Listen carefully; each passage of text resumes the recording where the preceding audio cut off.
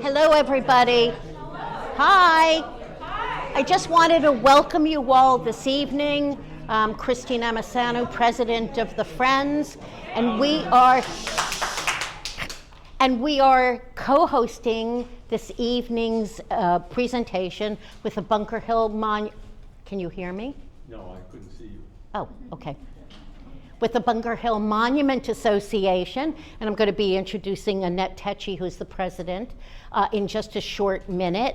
But what's nice about this evening is it's the first in our spring series about Tales of the Bunker Hill Monument. And there are lots of little intriguing stories that are Charlestown pride, and so we hope that you enjoy this evening. I'm going to introduce Annette Tecce, Bunker Hill Monument Association, and then we'll get going. Good evening, everyone. My name is, as Christine said, Annette Tecce. I'm presently president of the Bunker Hill Monument Association. And in preparing a lot of different events around the 250th, the collaboration between the Friends of the Charlestown Library and the Bunker Hill Monument seems to be a really good fit. And out of that association, we've developed a series of talks about not only the monument, but hopefully about the history of the battle. And our next event will be next week, the 10th, and that will be with Alan Hoffman. And he is the president of the Massachusetts Society of Lafayette. So he will tell us the story of the Marquis de Lafayette and his period in the Revolution and his tour, his American tour. So he has a lot of really interesting information. And then on the 15th of May, we will have Melanie Kirkpatrick, and she wrote a really outstanding book regarding Sarah Josepha Hale. And it was through Josepha Hale that we were able to finish, and also with the gentleman we're going to be hearing, the two gentlemen we're going to be hearing about tonight, to help finish the monument. It would not have been completed without these people. And then on June 5th, we will be at the community college with Nathaniel Philbrick and from the British consulate has chosen a historian, and they are bringing him here. So it'll be a moderated event at the community college. That will be June 5th, 6 o'clock, our standard time. And so our joint ventures together, I think, are really very fruitful. So I hope you enjoy this evening, and I hope you enjoy the other shows that we're going to be putting together. And so the man that put this all together tonight, Lee Eiseman. And Lee Eiseman. So excuse me for reading from a script. Am I suitably in the spotlight? You are. Oh, all right. In introducing Keith Stokes, I want to reflect back on when I first met him. And this was in 2003. 2003, yeah. He made a very important and memorable speech in Charlestown when a townie group led by Jim Conway, the editor of the Charlestown Patriot and the president of the Bunker Hill Monument Association, invited him to disabuse a noisy minority of Charlestown community of the anti-Semitic seeming notion that the Leonard P. Zakim Bunker Hill Bridge should not be named after, quote, some Jewish person from the suburbs, unquote. Keith reminded us that without a Jewish philanthropist from New Orleans, who was in fact born in Newport during the Battle of Bunker Hill, the monument might never have been completed. Touro famously responded to the appeal of Amos Lawrence for a match of his $10,000. Amos's great-grandnephew, Abbott Lawrence V, sixth, whatever, is here tonight, and I think maybe he should read this toast. Yeah, why don't you read this toast? Nice. He never asks his dyslexic for Yeah. toast, but that's, we'll say here. Where one wants to say here? Right there, Amos and Judah. Amos and Judah, venerated names, patriarch, prophet, press their equal claims, like generous coursers running neck to neck. Each aids the work by giving a check. Christian, Jew, they carried out one plan. For though of different faith, each is in heart a man. Oliver Wendell Holmes. Yeah. And a New Orleanian by birth, myself, I have deep pride in Judah Touro, but I had always understood that Touro, who never had married, also never fathered a child. Turns out that he did, and his great-great-great-great-grandson is with us tonight, Keith Stokes. Keith received his undergraduate degree from Cornell and his formative graduate work at the University of Chicago. Woven into the formal education are stories of a generation of ancestors whispering long shared stories of a time before the American Revolution and the lens to see the present. He currently heads the State of Rhode Island Division of Equity, Diversity, and Inclusion.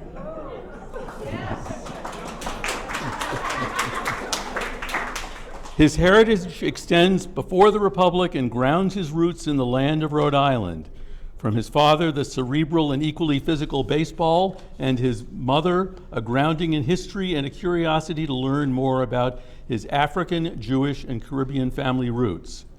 He asked for his honorarium tonight to be given to the Touro Synagogue of Newport. A ninth-generation Rhode Islander, he calls Newport home with his beloved wife, Teresa. He's the father of 4 children and the keeper of an extended clan of pit bull dogs. Keith Stokes. I'm actually here today on behalf of the Touro Synagogue Foundation. I've been chair, vice chair, I chair the education committee of the foundation for 35 years. My maternal grandmother was the last to be Jewish in our family. She is a direct descendant of not only Touros, but Hayes and Myers, all part of the extended early Jewish families of New York and Newport. And we actually own many heirlooms from the 18th century going forward, many that we've donated to the American Jewish Historical Society, Virginia Historical Society, Rhode Island Historical Society. But my work at Touro Synagogue and the foundation, I've spent most of the work designing our tour programs, our educational programs. It's been a great passion of mine. I've been very involved in the restoration twice of our synagogue. And now we're going through yet another challenge of basically the ownership of the temple of itself. And hopefully over the next few months or year, we'll figure that out. But what's been most prideful for me is the fact that to have this history, it's been passed on and such. And as Lee said, I'm a 9th generation Newporter, but my granddaughter, our first granddaughter, is 11th generation. And I'm always kidding people sometimes and reminding people that not everyone that lived in colonial New England looked like or worshiped like George and Martha Washington. And it's been very exciting for me to present primary factual data to the fact that the early settlers and founders and contributors to America were not just simply white Anglo-Saxon Protestant Christians. They were not and never were. And what we call today diversity was just practical living in the 17th and 18th century. So what I'm going to do is present really the early story of Jewish arrivals from the lens of several families, the Touro family, the Hayes family, the Myers family, who are all intermarried and integrally involved in early arrivals from the time of the Inquisition in the 15th century. In the first part of this presentation, we're going to call faith, so that I hope I'm not redundant for people, but I want to really emphasize the challenges that Jewish people had to overcome in escaping with their very lives and their basic religious beliefs in the 15th century Europe, particularly at the time, Catholic Spain and Portugal. And then the next section is going to be family. We get to actually talk about the families. You actually get to see heirlooms and photographs and images that haven't been generally public before to give you a real connection of how grounded these early Jewish families, outwardly Jewish worshiping families, were in early America. In nearly all aspects of the economy, culture, religion, civic, they're there, they're active, but still maintaining outwardly their Jewish faith. And then the final part will be freedom, where we talk about how they're now freely expressing well into the 19th or 20th century, their beliefs and who they are. And more importantly, setting the stage, I hope, for a lot of questions and answers because of the challenges that we face today. The significant challenges that we're facing where religious freedom is being redefined, in my humble opinion, the wrong way. and it's eliminating and excluding so many other people from their basic rights of worshiping or not worshiping and living as a free American. So we're going to do all that in about 35 minutes, hopefully. We always have to start with the diaspora, and we all know, particularly any one of us, my age at 60, any one of us growing up, and we think about Columbus sailing the ocean blue, and we think about terms like in 1492, we think of Columbus and his voyage from Spain, underwritten by King Ferdinand and Queen Isabella, the Catholics. And it's almost the exact date that Columbus is ready to set sail to the New World. We know he went the wrong way, didn't go to East to India, he ended up going west. But what's fascinating is that the existing records, and my wife who's a scholar, we've actually had access to records in Spain, Amsterdam, Bahamas, Curacao, Jamaica, and been able to retrace from the Inquisition forward that trail of those Jewish families. And what's important to recognize on that exact date of August 1st, 1492, that summer, not only was Columbus ready to set sail, and his exploration of opening up would be the New World, the entire Western Hemisphere. That same day in Columbus's own diary, he's talking about vessels and crafts of all sizes, all alongside of him, filled with Jews and heretics that were being expelled from Spain. So it's important to understand that the very beginnings of the settlement of the New World are directly tied to the expulsion of non-Catholic Christians, principally Muslims, largely Jews, in Spain, and then within 5 years later in Portugal. So it's important at these dates because we as Americans are always associating it with Columbus and always associating it with the settlement of the New World. But for those that are religious minorities then, they see it as a time of trauma and a time of transition.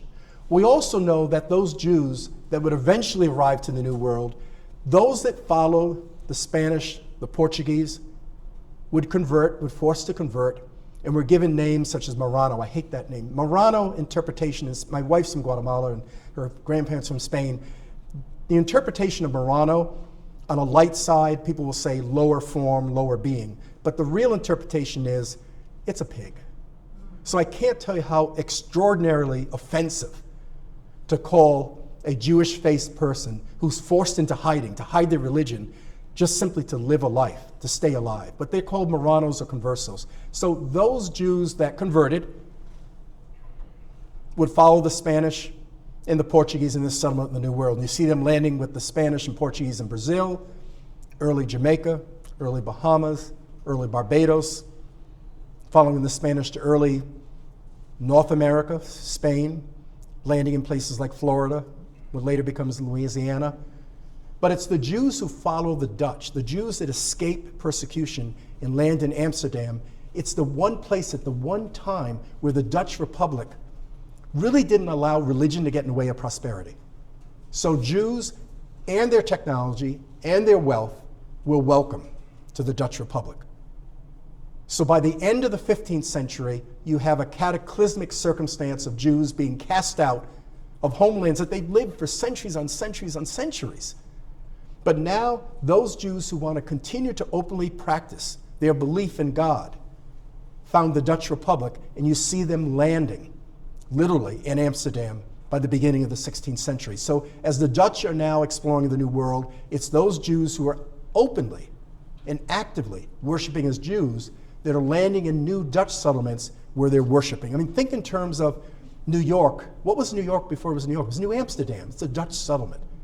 Rhode Island has Dutch influence and such. So Jews who were worshiping at that time in the 15th, in the 16th and 17th century, you're going where you're safe. You're making practical, realistic decisions. I'm not going to follow a Spanish or a Portuguese kingdom or a colony because I will not be safe unless I convert or hide deeply my religious beliefs.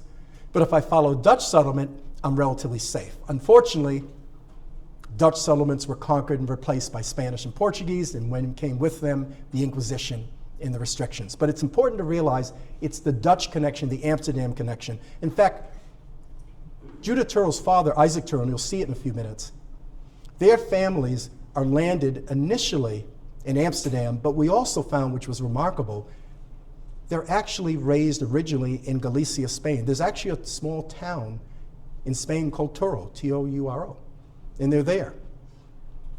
But eventually they couldn't live in hiding outside of Madrid and Barcelona, the larger urban centers. So they eventually pick up and leave, and they're in Amsterdam. And later you'll see even more information and actual documents of tying the family in Amsterdam in the 18th century. And it's this expulsion, as I said, that's landing these Jews who are following the New World, following new opportunities, and they're landing in all the most important, fast-growing countries and cities that are emerging at that time. So when we think of the Jewish diaspora, it's very much tied to all of the countries that are being established, founded, and built upon as a part of what was called the New World. They're at the center of that. They're not large parts of the population, but they're significant parts of the population. Many of them are merchant traders. Many of them are financiers. Many of them are tradesmen. So they're bringing skills, definable, valuable skills with them that are absolutely needed to build a new world and all the industries and all the opportunities that go with that new world. And we find those Jews that are largely Sephardic Jews, Sephardic meaning from the Iberian Peninsula, a Spanish-based language or a Portuguese-based language. Ashkenazi is Eastern Europe. It's a Germanic, Yiddish-based language. My late grandmother, just as a fun story, she converted in 1903. She married my grandfather, and my grandmother's thing is, well, I'm going to be Christian, I want to be in the best church, so we became Episcopal. So we've been members of Trinity Episcopal Church since 1903. But the one thing that my grandmother did, which was fascinating, is that she always taught me Sephardic tradition. So when there was a thunderstorm, she'd open up every window in the house because the Messiah was coming. And then my parents would get very upset because the rain was coming in and everything like that. But I would literally follow my grandmother and just lift up every window and such because the Messiah was coming. And that was just a fun tradition that I passed on to my kids, not because we were practicing, but we just thought this is a tradition that your great-grandmother did and you need to do this too, and we think it's fun. And now my daughter called me saying we're going to bring Elena to the house and I can't wait for the thunderstorm because we're going to show her how to lift the window. That keeps our culture, our religion beliefs alive. Regardless of discrimination, persecution, it's the person-to-person connectivity that passes down these very important beliefs. I have very dear Portuguese friends. We have any Portuguese here? I have many Portuguese friends which are very dominant here in New England.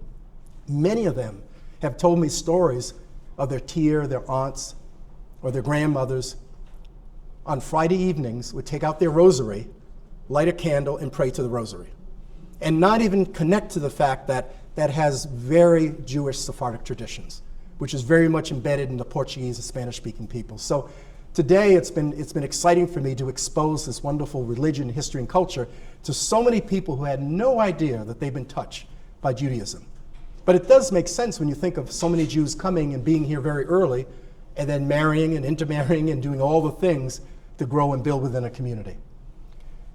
And I think I just want to point out the very important part of that settlement. It's touching every important country and community. When we think in terms of the earliest Jewish settlements, the earliest, largest Jewish settlements, and how we define a Jewish settlement now moving from the 17th to early 18th century is that Jews are living openly, and to live openly, you have a temple, a place of worship. You have a mikvah, very, very important. And it's been a lot of fun for me because I've traveled to Curacao, I've traveled to Barbados, to Jamaica.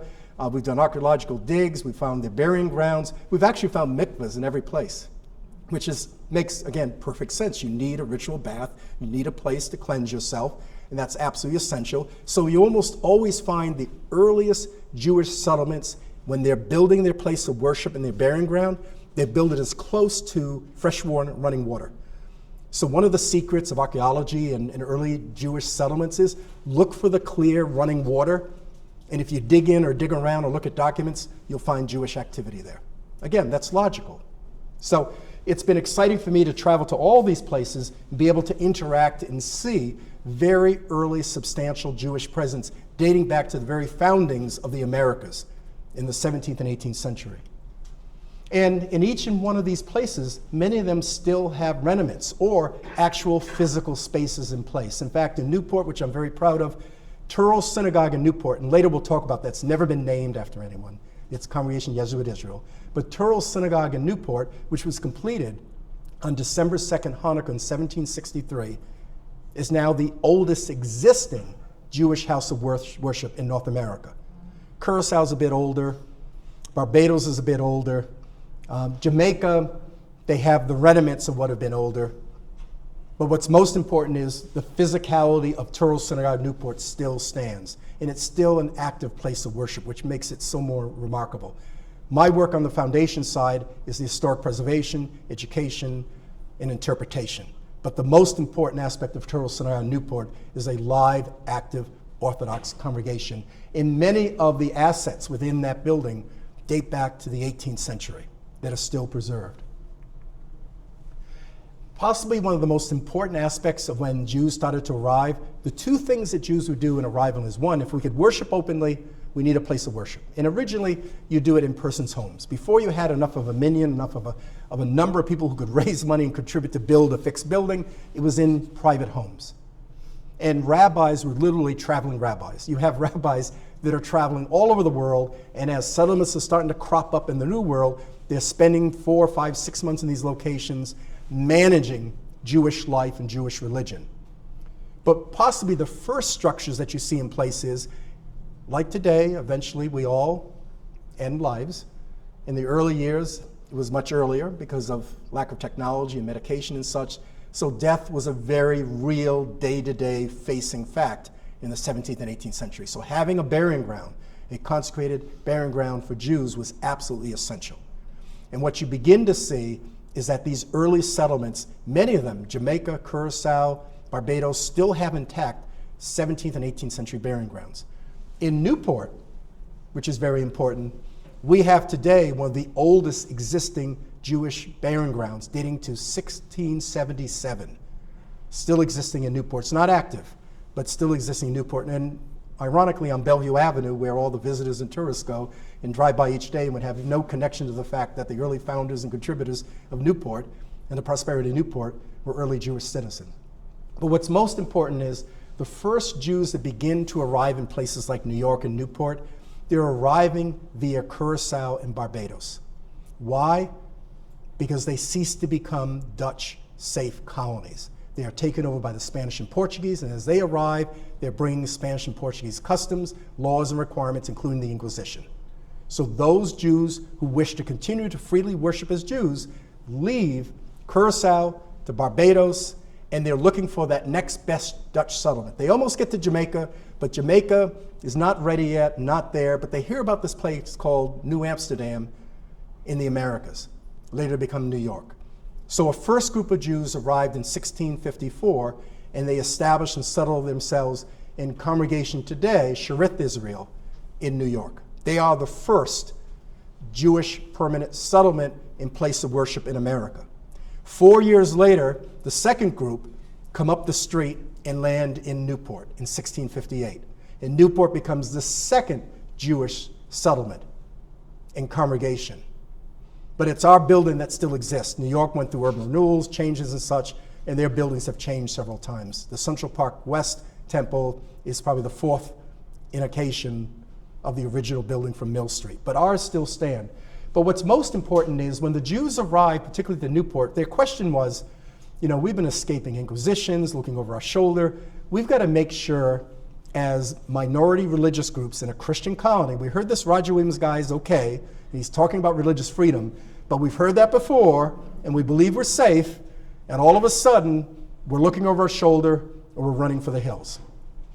So what the Jews in Newport did, which was extraordinary, is that in 1684, they actually petitioned the Rhode Island General Assembly. We still have that law, and say, look, we're Israelites. That's the term they use. We're not Christians, and we're certainly not Protestant Christians. Can we remain here? We need to know if we're safe. And actually, they came back and said, as you can read here, you can basically be safe as an alien, not as a permanent citizen, as long as you just are obedient to His Majesty's colony's laws. So what they asked for, what they received, is not religious freedom. It's toleration. And that's all they wanted. Just let us come, let us be merchant traders, let us live our lives, let us worship, we'll pay our taxes, we'll be good non-citizens, it's important, and just leave us alone. That's what they were looking for in the 17th and 18th century. They weren't looking for freedom and citizenship and all the opportunities. They were just looking for a place where they weren't looking over their shoulder. And Rhode Island offered that, and Newport was their place. And their place of worship still stands at Touro Synagogue, and their 1677 burying ground still stands up the street on Bellevue Avenue. But what that does by these early Jews arriving, by the 18th century, what we now call the golden age of Newport, by 1705 to the time of the American Revolution, where it changes, that 70-year period, Newport is the 4th largest trading port in British North America, behind New York, Boston, Charleston, Newport. Newport is the center of international trade. But what more importantly is Rhode Island, because it's one of the only colonies, separate from Massachusetts and Connecticut, and certainly not Virginia or Maryland, Rhode Island's early charter does not require a religious test. It doesn't require that you have to be solely obedient to an official royal governor or official religion, which today we're struggling with a bit. So because of that, not only Jews are arriving, Quakers are arriving. Today's Baptist faith is being organized by Roger Williams. In fact, the first and earliest Quaker colonies is not Pennsylvania. Before William Penn's even born, Quakers through George Farquhar, England, were established in Newport. Today in Newport, we have one of the oldest existing Quaker meeting houses, 1698, still standing. And most of our waterfront community under Quaker traditions like Philadelphia is named not after man or graven images, it's trees, it's nature, Walnut Street, Cherry Street and such. So all of a sudden you have these Sephardic Jews that are arriving to the colony of Rhode Island, Quakers are arriving, all of these what Massachusetts and Connecticut colony called heretics.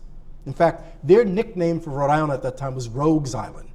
That we would bring all of these religious minorities and all of these people in, it'll be a catastrophe, you'll never be able to have an organized colony, there's going to be anarchy, it's the wrong way to go. Well, in fact, it was the right way to go, because these men, women, and families brought with them not only their free religion, they brought their technologies, their contacts, and entrepreneurism. They were proving that diversity of people and beliefs also support diversity of trade and products.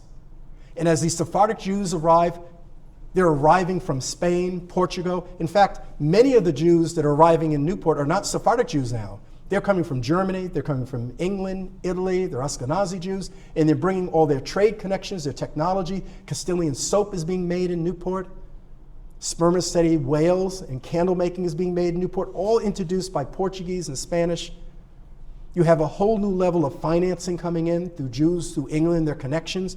So having these Jews brought not only their ability to worship freely, but it brought their technology and their worldwide contacts, as did Quakers, who were some of the finest and earliest furniture makers and craftsmen in America. It's the Quakers.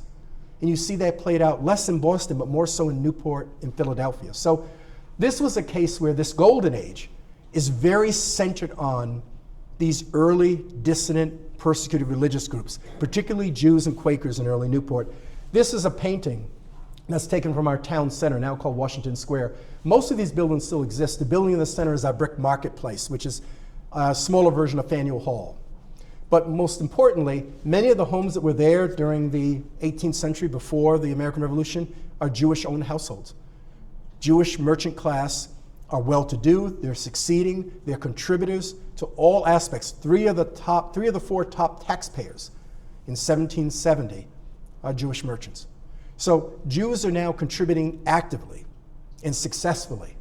And in fact, you see a number of the portraits of these Jews that mimic some of their English counterparts, these grand portraits. The difference is you'll see little nuances that are a little bit different. In fact, this is Sarah and Joseph Lopez, who are the wives of this guy here, Aaron Lopez, who's one of the leading merchants at that time. And if you look very carefully, she's wearing a Spanish mateo as a headdress. And so little aspects of the fact that they still are outwardly recognizing their ancestry, their religion, but still taking on the pedigree and the recognition of being elite families and families of means and such.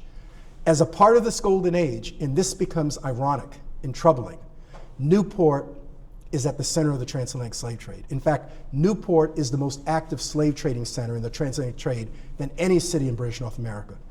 I had the chance a few years ago to work on those records. Between 1705 and 1805, 78% of all Rhode Island slave vessel ships to West Africa came through Newport, over 900. So Newport's at the center of this trade. In fact, if I could take you back to that time, 1 out of every 3 Newport families owned at least one enslaved African. Not African American, African. including Jewish households, and led by the Quakers. My late grandmother, maybe because she was always saying things about Quakers, but she had this real funny saying one time to me, because we were talking about slavery and trade and such, and she reminded me the earliest traders in Newport were Quakers, before the Quakers decided to leave slavery. And in fact, the saying she used to always say to me about Quakers is 1 foot in the meeting house and 1 foot in the counting house. And just reminded me to the fact that economic opportunity and prosperity sometimes trumps morality and religious beliefs. And Jews also were involved in the trade. Aaron Lopez was an active participant in the transatlantic slave trade. And let me be clear, it had nothing to do with him being a Jew. He was an 18th century merchant. And in fact, the transatlantic slave trade was an equal opportunity employer. Every race, every ethnicity, every religion participated, and Jewish merchants many times partnered with their Christian counterparts in setting up trading voyages and reaping the benefits of those voyages in the transport of African men, women, and children from the West Africa to the West Indies, and some trickling back up to Newport. So it's important to recognize that. And as I said, it's this toleration thing that opens the doors for economic development opportunity, and they're beginning to bring products, access to markets, China trade, European trade, all going on because of these Jewish merchants, all the connections they had. In fact, Aaron Lopez is trading in Spanish and Portuguese colonies in the West Indies that no other English merchant would have access to, and in fact, their ship logs are in Spanish, and they're trading goods and products. He's sending prayer books and kosher meat products to Jewish settlements all across the West Indies, to Charleston, to Philadelphia and such. So it's important to recognize this little thing called diversity made a big thing called economic prosperity. When you don't let religion, race, ethnicity, or gender get in the way of prosperity. And it was working 250 years ago, and it could work today maybe going forward. But I also want to present the fact that one of the anomalies of these Jews arriving here, and this becomes very important, they weren't looking to assimilate or integrate in the Christian community. They were not trying to be George Washington, Benjamin Franklin, Christian leaders, Christian religion. That wasn't who they were. They're simply being who they are, which are Jewish, worshiping merchants who also live and cohabitate space and want to benefit from the economy of Newport, Rhode Island. And what you begin having is this incredible, not integration, but interdependence. And you begin to see circumstances where there's no such thing as a Jewish ghetto or a Jewish neighborhood or location in Newport. Jews lived anywhere and everywhere they could. If they were merchant class, their homes were on the hill. Think of Beacon Hill and then down to the waterfront. Historic Hill, many of the merchants lived there, and then their warehouses and trade centers were on the waterfront that bared their names, like Lopez Wharf and such. Many of them that were in the trades were in the center of town. Many others just lived in close proximity to their place of worship because there were no big SUVs and Uber and transportation. You walked to services. You walked everywhere. So living in proximity to your place of worship is just logical, and that's what people did.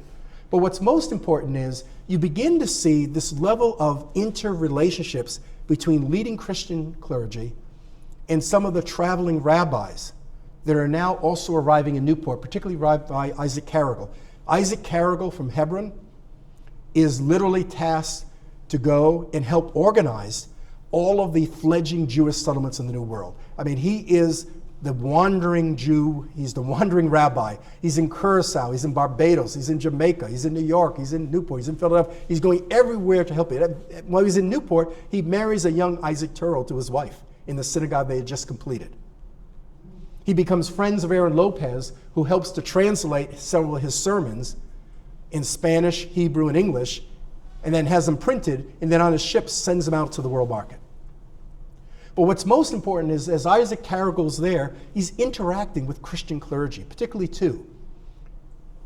Reverend Ezra Stiles, who today is recognized as one of the presidents of Yale University.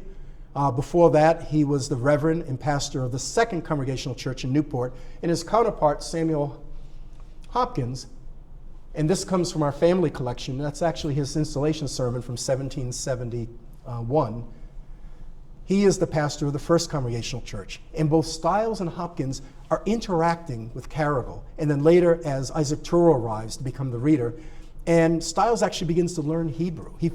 Stiles feels so strongly that Hebrew is actually the exalted language, not Latin. And when he became president of the university, I'm a Cornellian, so I can say this, but what's the Great Seal at Yale? What's it in? It's in Hebrew.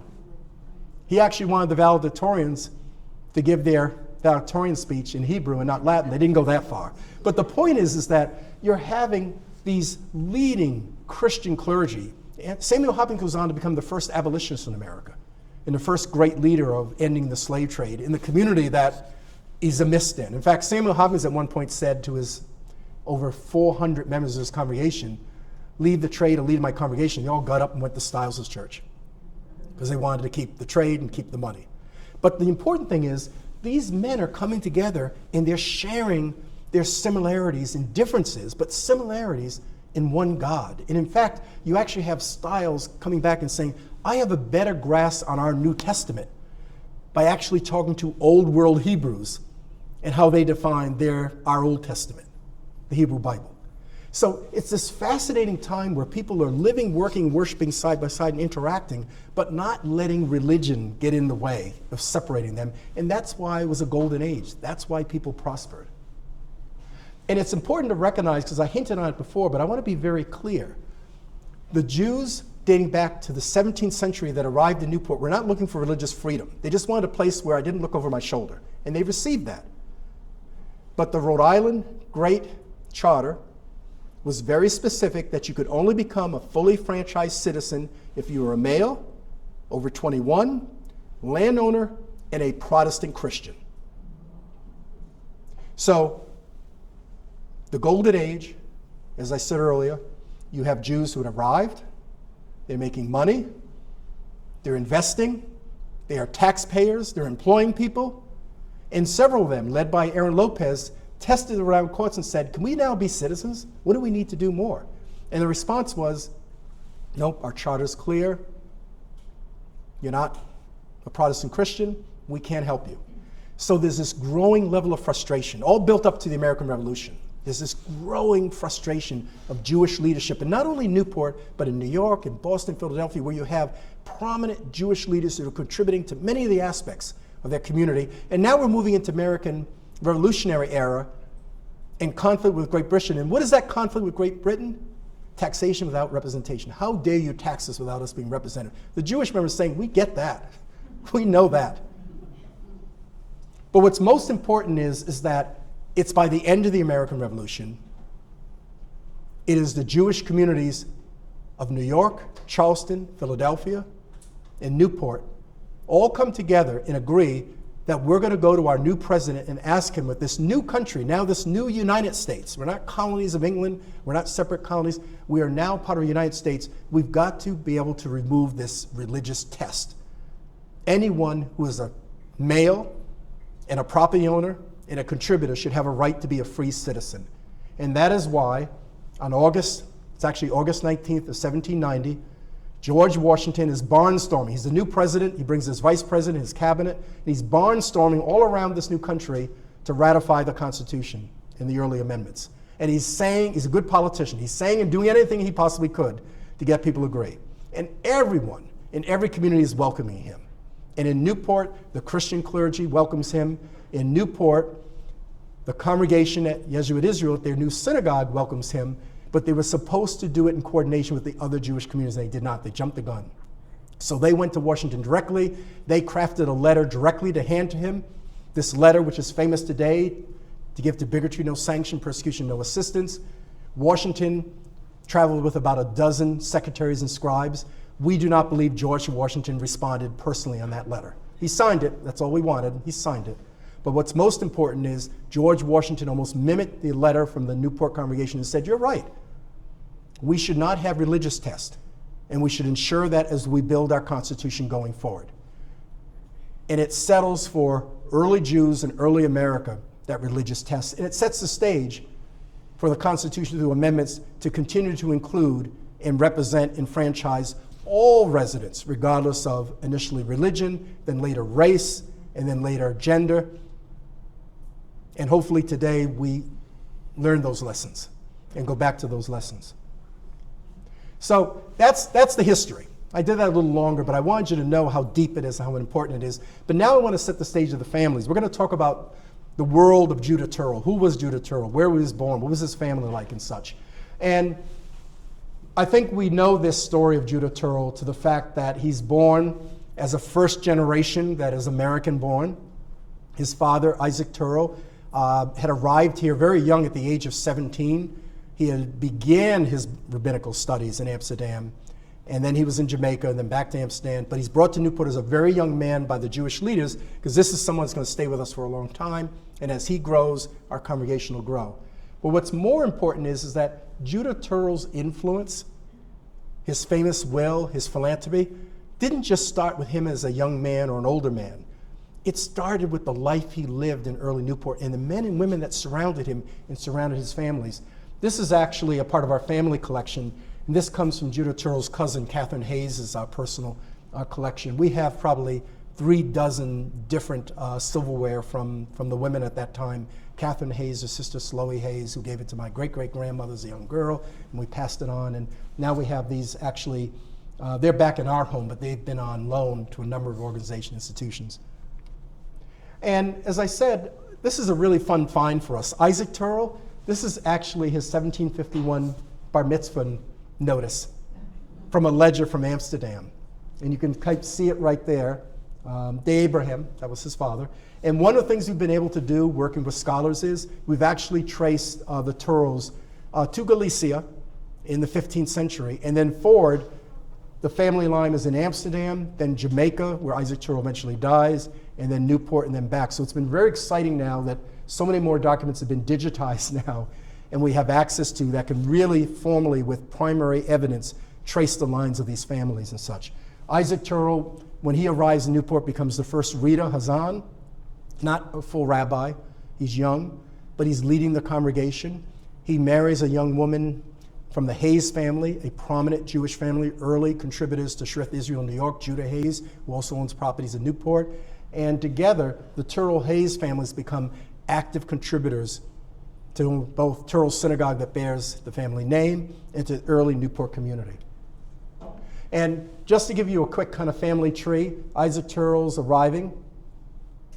Rabbi Carrigal, remember we talked about, actually marries Raina Hayes to Isaac Touro. They married in their synagogue, which is quite fascinating in its own sense. Raina Hayes and Touro's, by the American Revolution, this becomes important. British occupation disrupts and destroys most of Newport, like Boston. It ceased to be a trading partner. Over 2,000 British soldiers, 1,000 Hessian mercenaries are occupying there. All of the larger buildings are used for either barracks or hospitals. Touro Synagogue is seized and taken as a hospital for British and Hessian troops. Isaac Touro stays behind. The merchant class leave. He stays behind to maintain the synagogue. And there's a fascinating story. You might have even read this. I still see it. I was in Philadelphia at the Jewish Museum, and they still tell this story. The fact that Isaac Touro provided aid and comfort to the British, he's a Tory. That's just false. There's no evidence of that. In fact, the evidence is he finally is under so much pressure with a young family, he and Raina leave Newport and go to Jamaica, which at that time, by the 1770s, had 3 synagogues and very large Jewish congregations. In fact, one of the oldest Jewish places of burial in the Western Hemisphere is Hunts Bay in Jamaica. It's down on the waterfront. It's almost impossible to get to, but it's there. Isaac is buried there. His great-uncle's buried there. He has a great-grandfather there. But they go to Jamaica. He dies there, and then his widow and young children, which included Abraham, who lives most of his life across the way at Medford, Rebecca, an older sister who marries into the Lopez family, and Judah as a young boy. And they return. They go to New York to Shreth Israel. The British are there. She goes to the British and say, "Can I have aid and comfort? Because my husband, he provided aid to British soldiers in Newport at the temple." And they said, "Nope, you can't have it. You don't come. We don't recognize it." So for anyone that says that Isaac Touro was a Tory, if he wasn't paid and wasn't recognized for it. And that would lead the widow, Raina, with her 3 young children, to go to her brother, Moses Michael Hayes, who is now established in Boston on Hanover Street, and they become a blended family of Touros and Hayes. They become one large family. And in fact, Abraham, Rebecca, and Judah grow up largely as into the young adulthood in Boston, Massachusetts. They're still visiting Newport as their parents die and other issues. They're going back for Newport events. They're connected to Newport, but they're living their lives largely in the north end of Boston. And it's this extended Hayes and Touro family that become very important. Moses Michael Hayes, again, a first generation. His father, Judah Hayes, arrived in New York as an early member of Sheth Israel. He's from Amsterdam. Moses Michael Hayes is learning his father's trade business, his merchant business. He comes to Newport with his father to help establish businesses in Newport because Newport's growing, it's a golden age. Moses Michael Hayes in Massachusetts becomes very involved in trade and financing. He, one of the contributors and founders, that becomes the Bank of Massachusetts. He brings this, literally what is today recognized as the Scottish Rite Ritual, the Masonic Order, to the United States. And he is the Grand Master of the Massachusetts Lodge with Paul Revere and Thomas Paine and other leaders at that time. So these Jews now are arriving. They're interdependent in interacting with the larger Christian community, but they're not assimilating.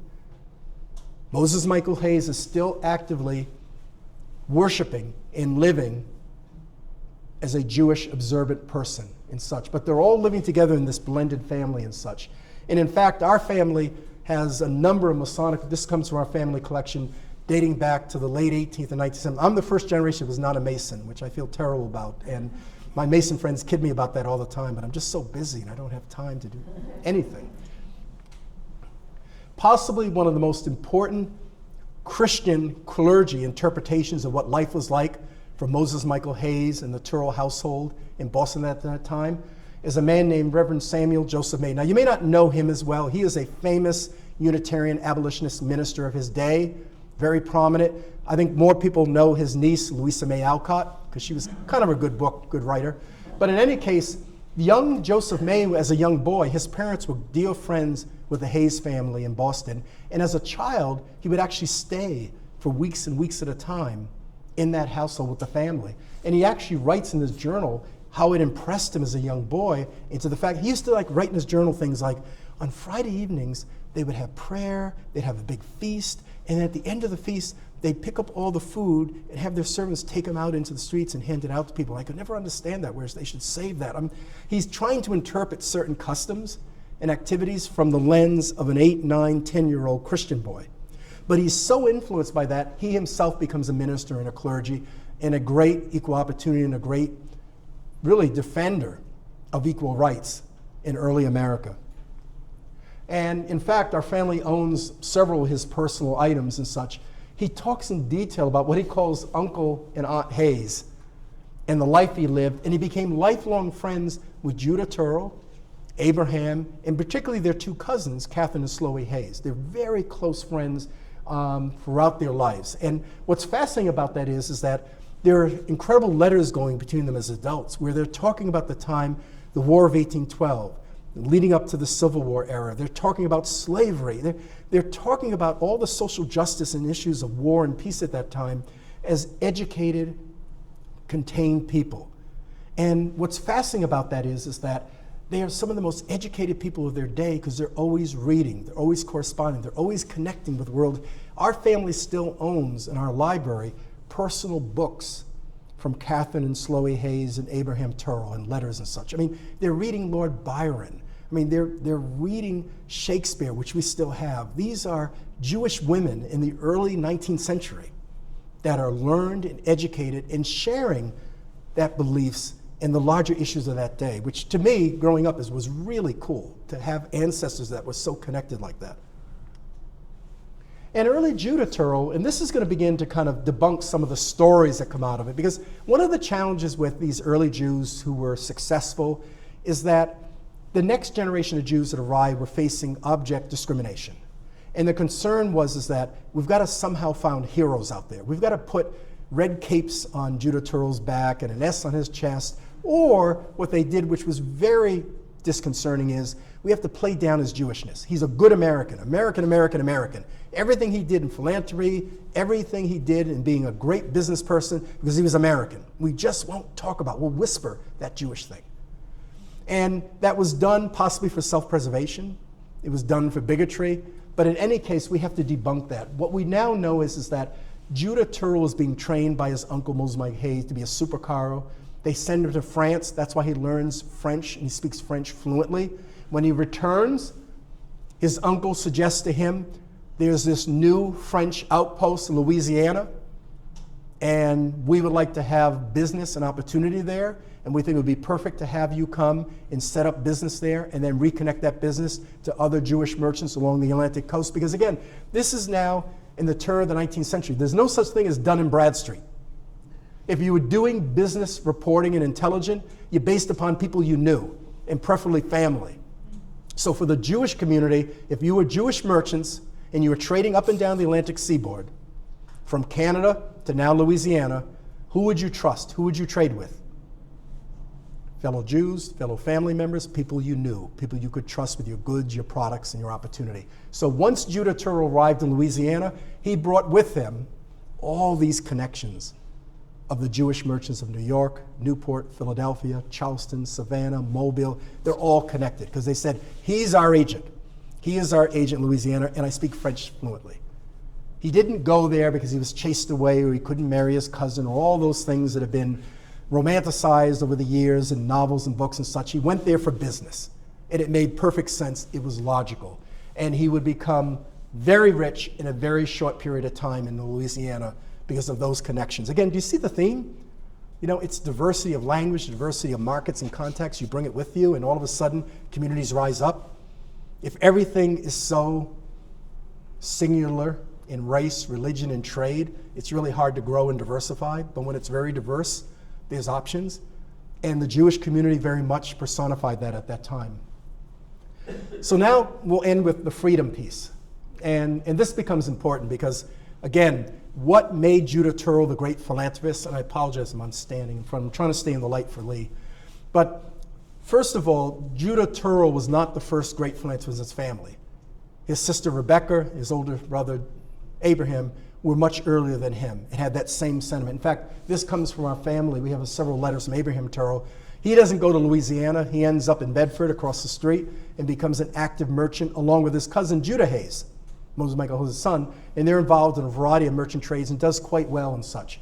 With his holdings, he leaves money aside, as you can see here, as early as 1823 to the Round Legislature. It still exists today.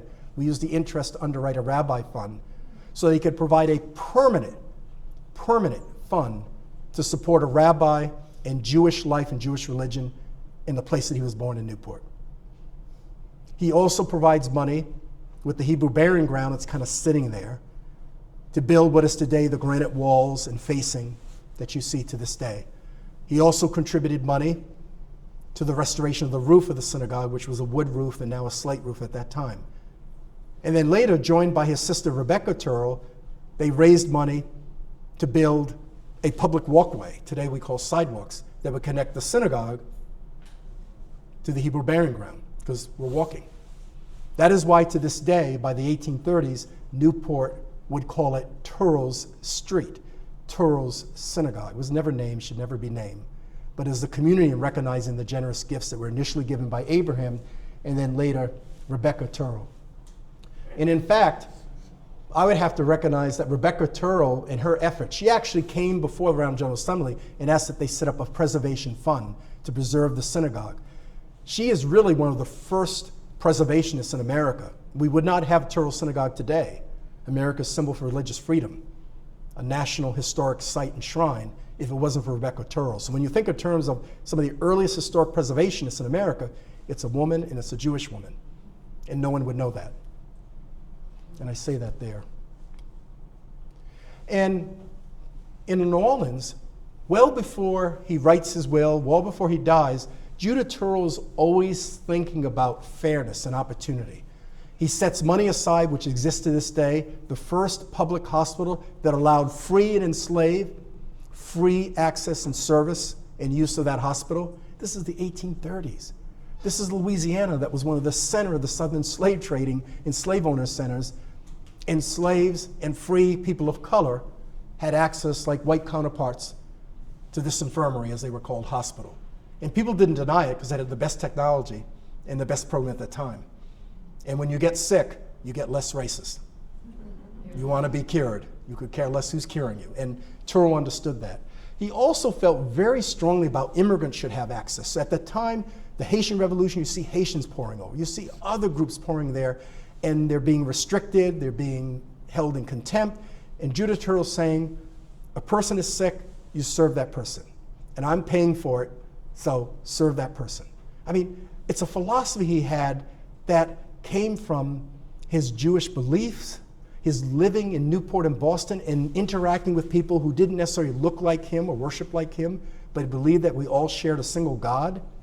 And in fact, during the time of Judah Touro's life in Louisiana, there's no temple yet. A group of German Jews arrive, and socially and religiously, he's not really hanging out with them.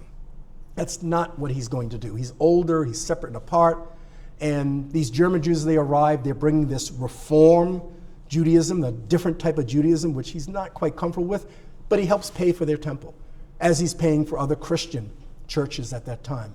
He's even, as a part of his business, a significant number of enslaved Africans are a part of some of his business opportunities. In many of the cases, if there was a settlement, he would step in, buy out the cost of the debt on the slave and free them, which drove everyone crazy. And that was misinterpreted years ago because people would look at his legends and say, Negro, Negro, Negro, slave, slave, slave. Oh my God, the guy owns hundreds of slaves. What's going on here? But then when you peel back the legends and see where they're going, and they're not working for him, living with him, and in fact, they're on the ledger for a very short period of time, and then you see they're getting emancipated. So again, Judah Touro, well before that will, is already a Renaissance man of the world. And it's because of his Jewish beliefs and upbringing that's really guiding him to have that level of. And it's the will, that famous will of his, which is so fascinating to me because even my direct ancestors benefit from it. He left money aside to cousins and ancestors in Richmond, where we were at the time. We left Newport, went to Richmond, then came back to Newport. And this is the years leading up to the Civil War. My great-great-grandfather is 9 years old. And in his will, Judah Touro leaves money to my great-great-grandfather's aunt who's taking care of him. And then the aunt in turn provides the money to him with the requirements he stays Jewish. It's $1,000 he receives to be an annuity. That's a lot of money at that time. But the requirements is you stay Jewish, which he did. And he took the money. And he did very well for himself and his son and his kids. But what's most important is, as Judah Touro was getting on and looking to die, he's already being influenced by two very important early Jewish religious, social, civic leaders, really early Zionist thinking in America. So Moses Montefiore and Gershom Cushie. Both of them feel very strongly that this Judah Touro and the money that he might leave, close to $1 million, could have transformative impact in finally demonstrating that one, the Jewish people are here to stay, and two, we're not a threat. We've got to cease looking over our shoulder. We've got to make a statement. So the will, which is as much Montefiore and Cushie as it is Touro, is strategic in not only investing in keeping alive and afloat Jewish congregations, Jewish settlements, Jewish communities across the Americas, and even back to the Old World. One of the earliest kibbutzes established under Judah Touro. But more importantly, he's giving money to Christian hospitals, Christian churches, and philanthropy. Everyone is talking. If you read the newspapers at the year of his death, between 1854 and 1855, every major newspaper is talking about this Judah Touro person and all the money he gave. So it's important to recognize this was done strategically, not simply to give charity, but it was also done strategically to demonstrate that Jewish charity will continue to have a positive and transformative influence for fellow Americans. And we can't be looking over our shoulder. We can't be facing discrimination. This is our country. We're here to stay. So it was a brilliant, strategic move, and it was done at the time of his death because it was so much money and so much spreading of that money to philanthropy.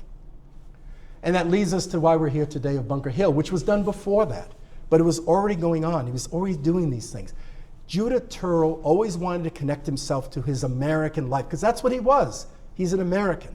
And he was very proud of the fact that he was born the day of the Battle of Bunker Hill. He was very connected to that. And their family passed those stories on. Even into my generation of family, stories were always passed on, and who my grandmother would always remind me who in the family did what and why and who they were, and we didn't look like or worship like George and Martha Washington. They believed very passionately in that. But what's most important is that in the case of Judah Touro, is that he's buried back with his entire family in Newport, but his life lives on. Today, what he did successfully is make an investment in the future of Jewish people in America.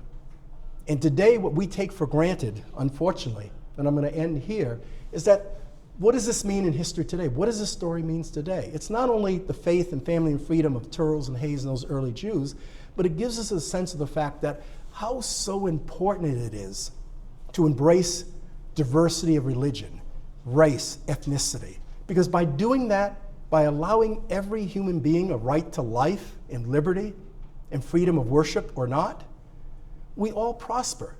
And if Judah Touro got that 150 years ago, why can't we get that today? So let me stop there. We did it in about 40 minutes, but a lot of history, and I'll try to answer any questions you might have. And Lee, I'll send you a bibliography because we have great primary, secondary sources of reading about all these issues from some great scholars that we certainly love to share. So thank you, and again, if there's time for questions.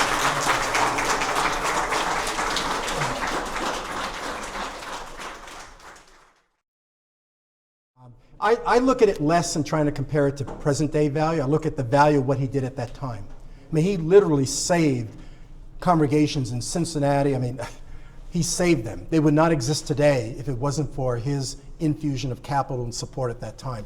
The same with Christian churches at that time. The same with hospitals and infirmaries, as they were called. It is so incredibly strategic and transformative what he did with those dollars, and asking no questions and no responses. And for me, to be able to work with many of those communities today and see a sense of how they're vibrant today, it just tells you how successful that strategy was. And it's a Jewish man. Yes?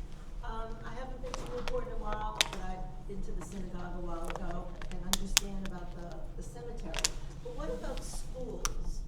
Oh, that's a great question.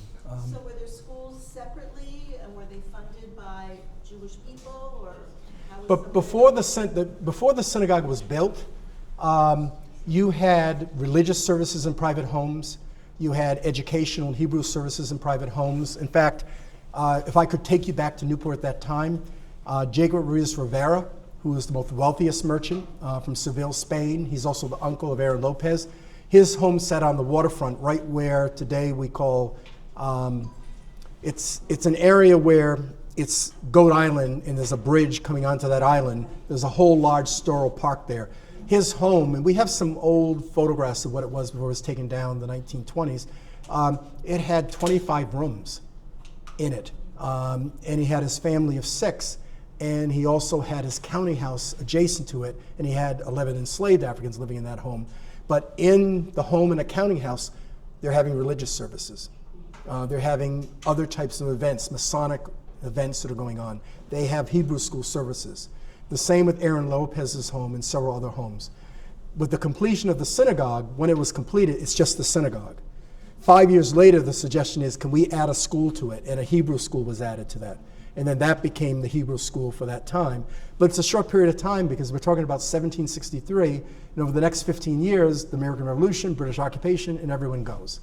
And such. We even have, wonderful records we've uncovered, traveling rabbis doing bris ceremonies. It's just fascinating, as they're coming to Newport. So, oh my goodness, you're here for a week. We got to get these things done. Please marry us, bar mitzvah with us, my children. It's just fascinating when you read these records and connect how people were doing everything they could to maintain their Jewish faith and rituals, being in a very minority circumstance. But let me just add, strategically, almost all Jews in the diaspora are living, working, and worshiping in urban seaport areas. And that's extraordinarily important because in the 17th and 18th century, the sea is the internet. You transferred products, goods, and information by the sea. And if you were living or working within an urban seaport, you were not only bringing goods and products over, you were exchanging information. And as I said earlier, Aaron Lopez, he had investment and control over 36 sailing vessels. And he was sending prayer books to Jamaica, to Curacao. He's sending kosher food products because he could through his ships and vessels. So it's important to recognize as these Jews were growing and prospering in these urban centers, it connected them to the larger world through the shipping and the trade activities. And those Jews who were actively involved and engaged in leading those merchant trades could control that flow of information as such.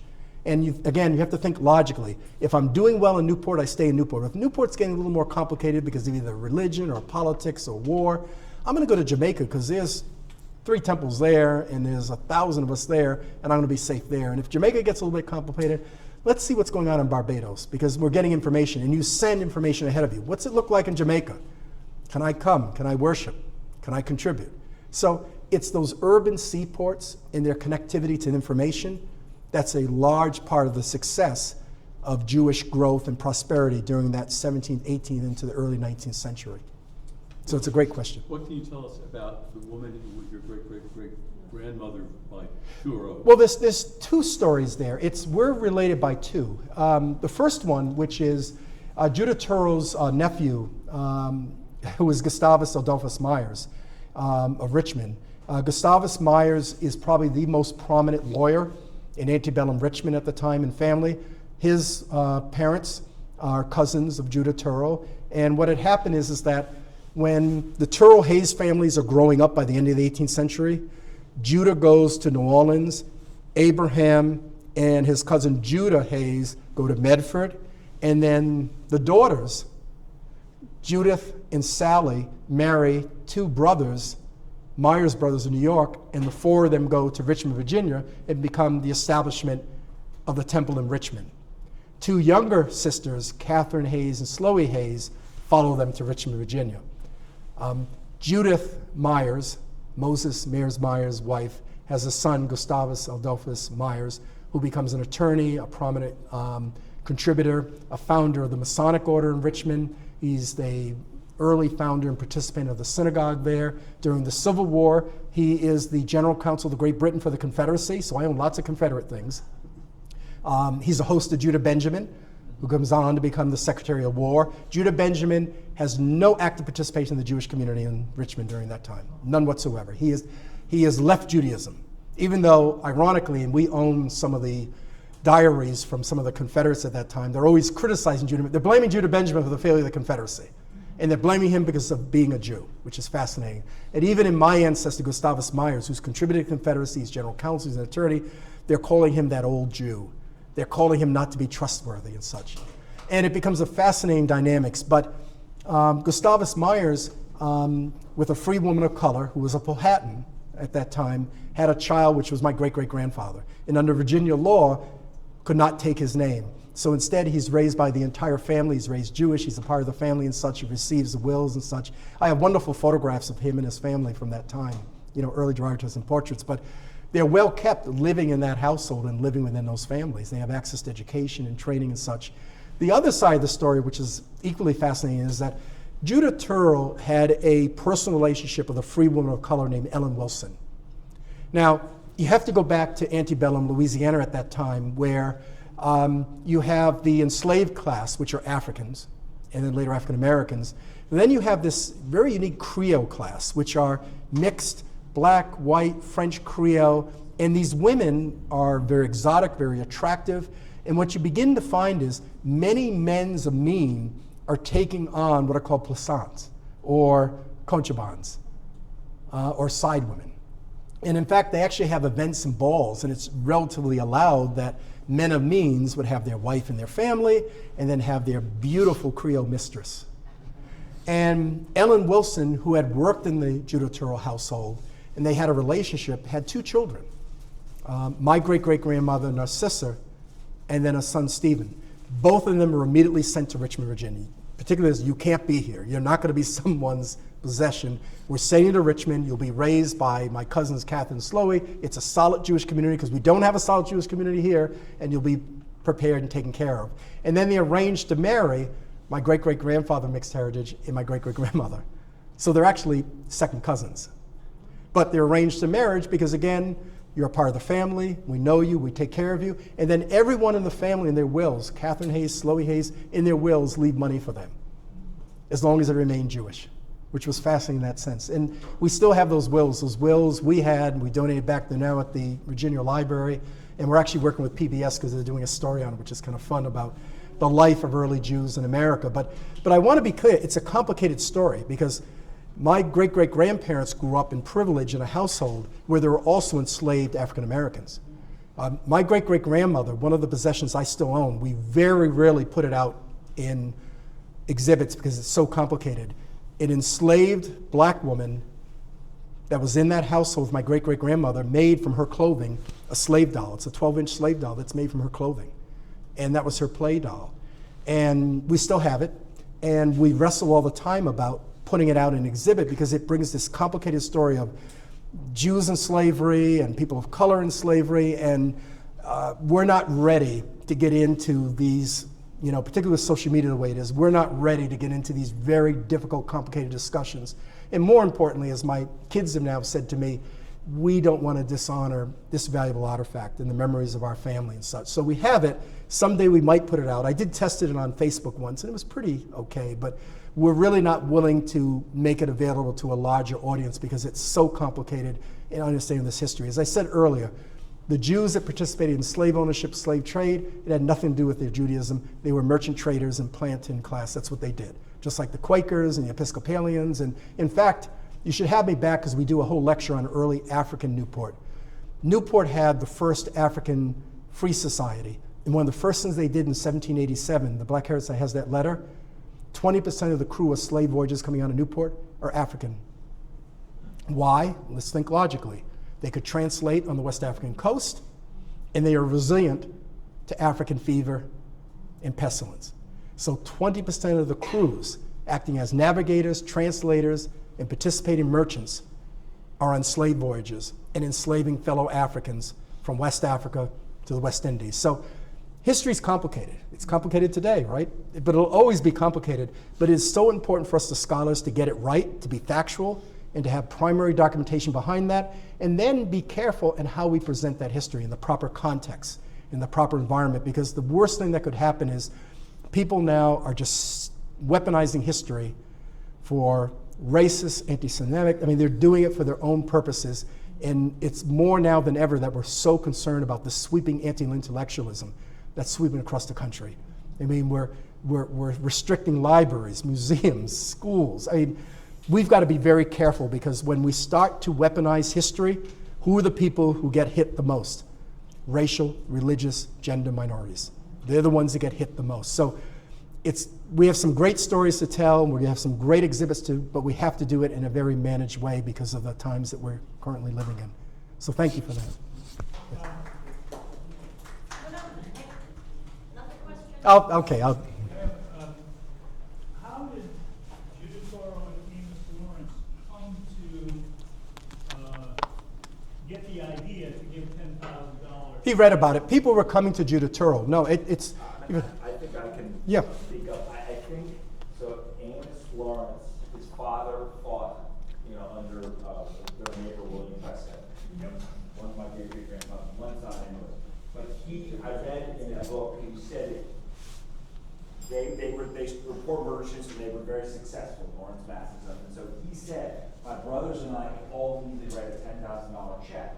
And I would think he'd be very happy because he thought this was the people's monument. And so just having one person write a check, so he put this challenge out, Judith Touro answered the call. And was from a totally different background. And Judith Touro was being contacted all the time.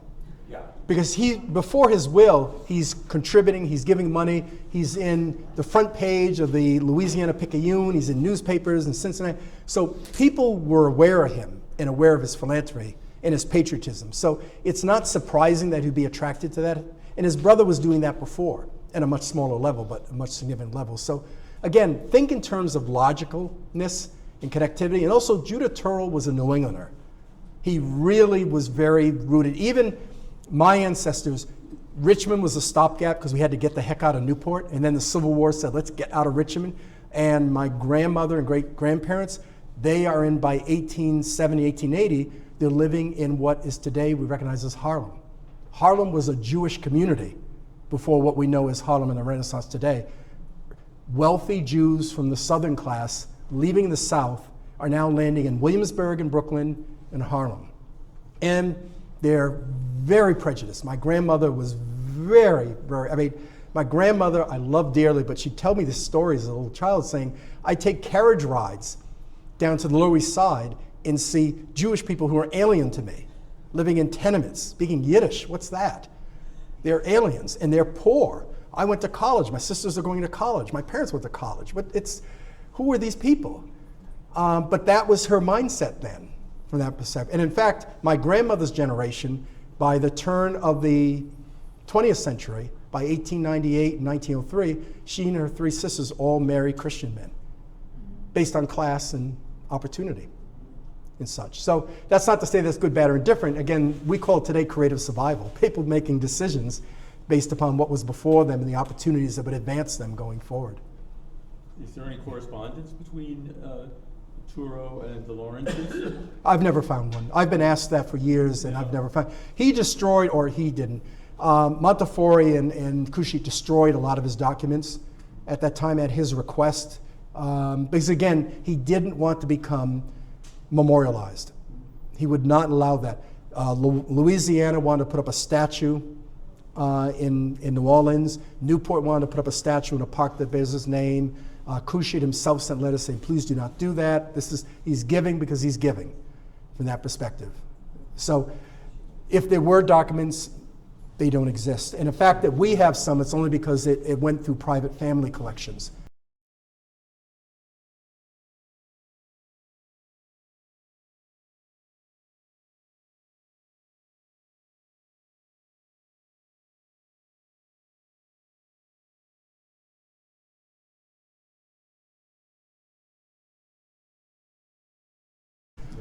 It's just interesting because Amos Lawrence was a noted, one of the leading philanthropists of the entire. Yeah.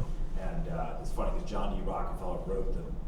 He read the biography of Amos Lawrence growing up and said that was a key thing in forming him. So they see from different, he was 6 generations, but similar idea of giving back to education, but he also wasn't fighting any prejudice because he was the hometown boy. But he gave lots of money, and he also believed in giving amounts of money to people individually and to education. And his brother gave a lot of money to Harvard and he put his name on it, and he was horrified that giving should be sort of kept on a private, modest level. Yes, so it's exactly. interesting. Two brothers in different, have some flashes out of it. So maybe one more? You've been generous with your time here. Sure. Tell me quick. He was a merchant of general merchandise.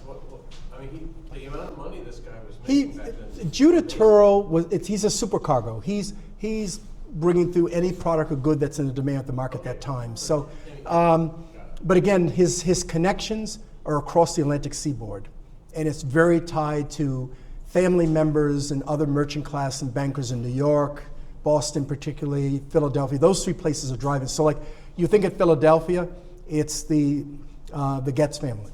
They're very involved in it. Was he a ship owner? He had investment in 2 vessels, and one bared his name, but only 2. No, it's products and goods. Being a ship owner is an extra liability. It's an overhead. It's a overhead that could be burned or pirated or lost at sea. So from his perspective, no, I'm just moving goods and products that are at demand. You need things, I'll get them. And people in Louisiana was growing and expanding. These are the things we need. I need lumber. We're building. I'll get you lumber. I'll have my connections in Warrington, North Carolina. I have my connections. So he was adept at connecting market. He was a supply chain agent. If we were to use a modern terminology of how he ran his business, it's a supply chain operation. And what he did was he got products on time, of value, and under price. And that's why everyone went to Judah Touro, because they trusted him, because you could get it on time, on value, and under price. Good businessman. Good. Well, thank you, everyone.